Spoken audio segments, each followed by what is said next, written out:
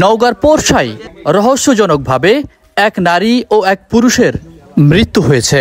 ঘটনার রহস্য উন্মোচনে কাজ করে যাচ্ছে পুলিশ ও ডিবি। যে রুমে মানে থাকতো মহিলা, ওই রুমে সম্ভবত আত্মীয় স্বজন বলতে যদি 8 থেকে 10 ভরি সোনা ছিল। আচ্ছা, টাকাও ছিল।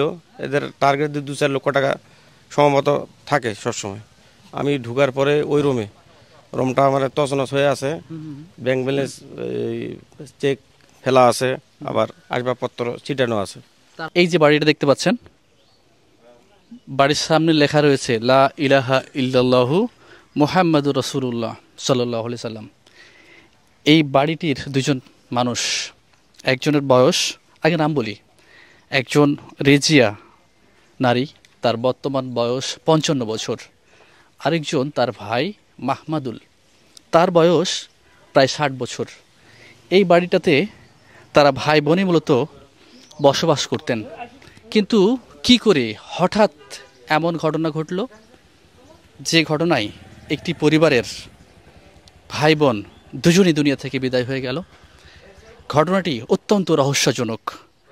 এই মুহূর্তে এখানে অফিসার ইনচার্জ পোরশা থানা মহোদয় রয়েছেন, একই সঙ্গে সার্কেল এসপি মহোদয় রয়েছেন। তারা ইনভেস্টিগেশন করছেন। ভিতরে চরম গন্ধ, রক্তের গন্ধ, সেখানে যাওয়া যাচ্ছে না। আমরা তারা বের হলে এই ঘটনার রহস্য কতটুকু তারা উন্মোচন করতে পেরেছেন সেটা জানার চেষ্টা করব। একসঙ্গে চলুন স্থানীয় কিছু মানুষজনের সঙ্গে আমরা একটু কথা বলে দেখি। ভাই, আসসালামু আলাইকুম। কী নাম আপনার? মোহাম্মদ শহীদুল ইসলাম। শহীদ ইসলাম ভাই, একটু ছায়াতে আসেন। একটু জানতে চাই যে আপনার বাসা কি এই এলাকাতেই? আমি এই ইউনিয়নের বর্তমান প্যানেল চেয়ারম্যান। প্যানেল চেয়ারম্যান, খুব ভালো কথা। এই যে যারা মারা গেছে, দুজন ভাই বোন মেবি, তাদের সম্পর্কে কিছু জানেন? কালকে আমার 6টার সময় ওই বাড়ির আচ্ছা, কাউসার ভাই আমাকে মোবাইল করলো, এই চেয়ারম্যান সাহেব এই অবস্থা, যে জন না দিয়ে দেখা যাচ্ছে যে মাছি ভ্যামা করতেছে, আচ্ছা, কথা আসেন তাড়াতাড়ি। আমি ওসি স্যারকে মোবাইল করলাম ওখান থেকে, যে স্যার এই অবস্থা, কথা আপনি শিওর হন আগে যাই। তখন আমি এসে দেখতেছি যে হ্যাঁ, দেখা যাচ্ছে যে মানে সন্ধ্যা 6টার সময়? হ্যাঁ, 6টার সময়। আচ্ছা, তার মানে মাগরিবের আগে? মাগরিবের আগে। আচ্ছা, এসে দেখছি যে মানে পাওয়া স্যান্ডেল পড়া আছে, ফুলে গেছে। আচ্ছা, তাতে বুঝতেছি মারা গেছে। মারা গেছে কি দুজনই একসঙ্গে আছে? না, ওই মহিলা ছিল এ রুমে, আচ্ছা, আর তারপরে আরেকটা রুম, তারপরে ভাই। এটা তো ফ্ল্যাট বাসা, তাই না? হ্যাঁ হ্যাঁ, আচ্ছা, মানে 2 ঘরে 2টা, এখানে বোন ওখানে ভাই। আচ্ছা, এইটা কি কোনো আঘাতের চিহ্ন টিহ্ন দেখতে পেয়েছেন হ্যাঁ, আপনি পরবর্তীতে? কি দেখলেন বলুন তো একটু দেখি। ও ভাইয়ের বুঝে আছে যে মানে ওই বালিশ দিয়ে শ্বাসরোধ করার পর আচ্ছা, এখানে ছুরি আঘাত করছে। ছুরির আঘাত করা। হ্যাঁ, আচ্ছা, তারপরে? এবং বোনের? আর বোনের বুঝে আসলে যে ভাইয়ের আঘাত দেখে মনে হয় সম্ভবত বাইরে আসার চিন্তা ভাবনা করছিল, আচ্ছা, এই ঘরে এসে অ্যাটাক করছে। তখন আচ্ছা, আচ্ছা, এখানে ছুরির আঘাত দিয়ে ওখানে মারা গেছে।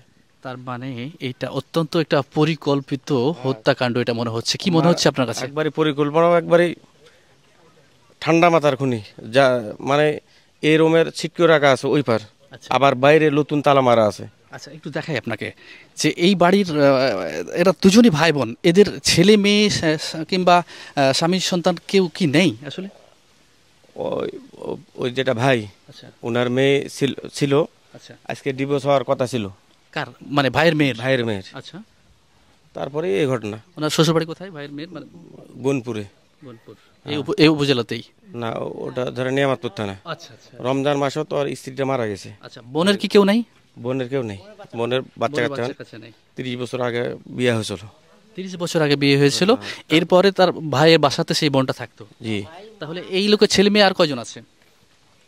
ওই মানে যেটা ভাই ওনার আব্দুল হামিদের ছেলে পেলে নাই? হ্যাঁ আছে। মামদুল হকের একটা মেয়ে, ওরা ভাই বোন তিনটা ভাই 3টা বোন। মাহমুদুল হকের? হ্যাঁ, মাহমুদুল হকের ছেলে নাই? মাহমুদুল হকের ছেলে নেই, একটাই মেয়ে। একটাই মেয়ে। আচ্ছা, বুঝতে পেরেছি। তার মানে এই বাড়িতেই গতকালকে ঘটনাটা ঘটেছে। এরপরে আসলে কি ধরনের ঘটনা ঘটলো একটু ছায়াতে আসেন।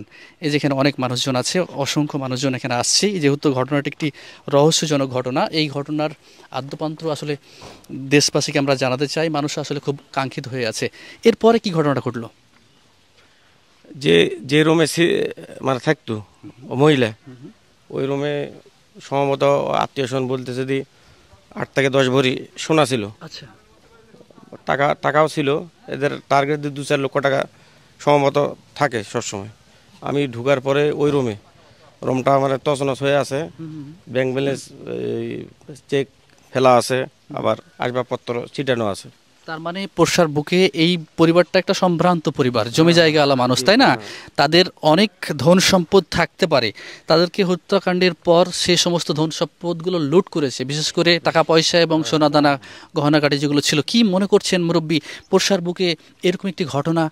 কি আমরা তো নিজে আশ্চর্য হয়ে যাচ্ছি, এই ঘটনা আমাদের এখানে আমরা কোনোদিন দেখিনি, আমরা জন্মতে দেখিনি।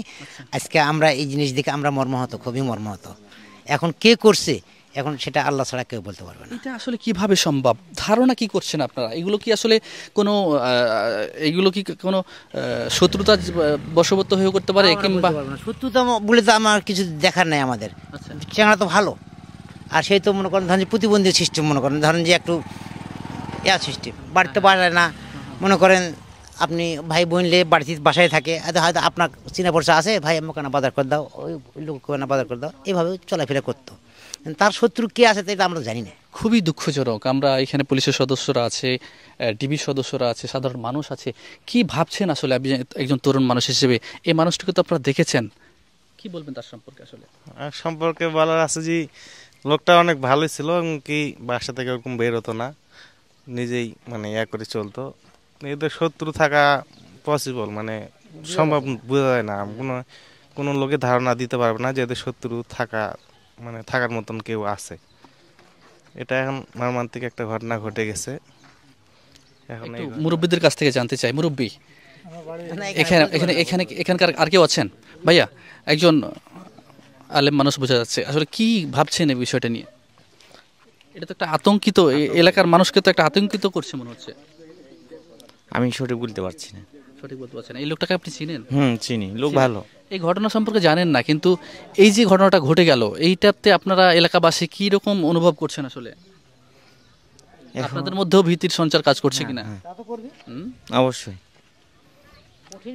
আসলে দেখার বিষয়। তার এলাকাবাসী বলছেন তিনি যে সহজ সরল মানুষ, সাদাসিধে মানুষ, তার শত্রু থাকতে পারে এটা আসলে ভাবা মুশকিল, কিন্তু তার ধন সম্পদ রয়েছে, যেটাই আসলে ভয়ের কারণ, ভীতির কারণ। সেটা হয়তো লুট করে নেওয়ার জন্যই এই ধরনের হত্যাযজ্ঞ চালিয়েছে। জানি না আসলে কি হয়েছে। সর্বোপরি আইনশৃঙ্খলা বাহিনী রয়েছেন এখানে, যারা দায়িত্বরত রয়েছেন, তারা বিষয়টিকে নিয়ে ফাইন্ড আউট করছেন, ইনভেস্টিগেশন করছেন। সর্বোপরি যে রেজাল্ট হয়, কি হয়, সেটি আপনাদের জানিয়ে দেওয়ার চেষ্টা করব। পরবর্তী আপডেটে বিস্তারিত জানাবো ইনশাআল্লাহ। ভালো থাকবেন সবাই, আল্লাহ হাফেজ।